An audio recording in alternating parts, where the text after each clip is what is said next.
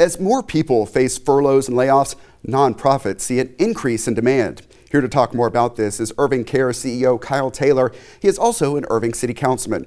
Thank you for being here, Kyle. Well, thanks for having me. I appreciate getting a chance to talk about what we're doing and the needs in the community.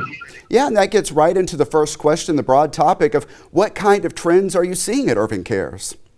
So the biggest trends we're seeing, first off, when it first started, when this thing was the demand for food. And as we worked through that and saw a 36% increase in our food requests, the other thing was information, was where to get accurate information. What can you do? What can you not do? And then now we're moving into less of that, more into financial security of rents, utilities, that sort of thing. Food demand is kind of leveled off for us, but we're starting to see that demand for financial assistance. And what we're starting to see a big uptake too is employment and job workforce training. Yeah, when you talk about training and donations, of course, it takes people to fulfill those requests. What steps are you taking to protect volunteers and caseworkers? So as of right now, we don't have any of our volunteers here. We normally run about 320 volunteers a month. But right now, most of them are staying home and staying safe. We're starting to see them slowly come back. But what we're doing is we've got masks, we've got gloves. We're really practicing social distancing. We're really taking advantage of the big lobby that we have. The really cool thing and interesting thing is a lot of the folks coming to us for help are all wearing masks and gloves. So if somebody does come to us and they don't have a mask, we will provide those masks for us. The community's been really great to provide us some protection equipment for us to be able to use, not just for us, but to the folks coming to get help. Myself at Irving Cares, we have 9 employees.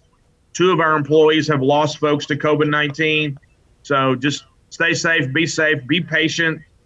It is a sacrifice, but that's how we'll get through this and get fully reopened faster. Yeah, definitely some good advice, and sorry to hear about your employees that are affected there at Irving Cares. You know, when it starts to hit you personally and hits your folks you work with, it becomes serious really quick. You mentioned some of the big outpouring of donations, that you're giving out a lot of food and people are coming to you for financial help. Tell me about the intake as well. Are you taking in enough to take care of those donations that are going out, and how can people help? Well, we look at this as a natural disaster, and the community outpour towards us, and I know to many of the other organizations, has been wonderful. And a lot of people have stepped up. A lot of the faith-based groups and other folks are doing feeding points. We know this is going to be a marathon. We know it's not going to be over soon. So we're trying to be as consistent with what we're doing, try to maintain what we do so those funds that are given to us and the work that we can do can continue for the long run. And irvingcares.org is the place to help, correct? irvingcares.org. You can go in there. You can give. We have a number of folks that have donated just for rental assistance, just for food. You can tell us how you want us to use your money. We honor that request. Got it. Good information on that. And let me talk to you for a moment as your role as an Irving City Councilman. I know you're very accessible and hear from a lot of residents. What are the biggest questions you're hearing right now from residents?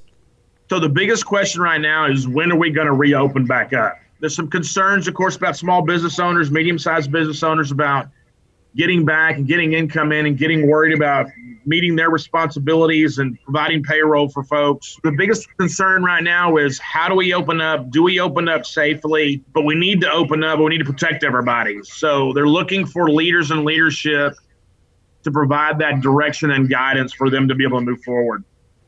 You just touched on the economic challenges for businesses, but what about for the city? What financial impact is the coronavirus having on the city of Irving? Well, the city of Irving really relies on its sales tax. And when businesses are closed, the city doesn't get that revenue.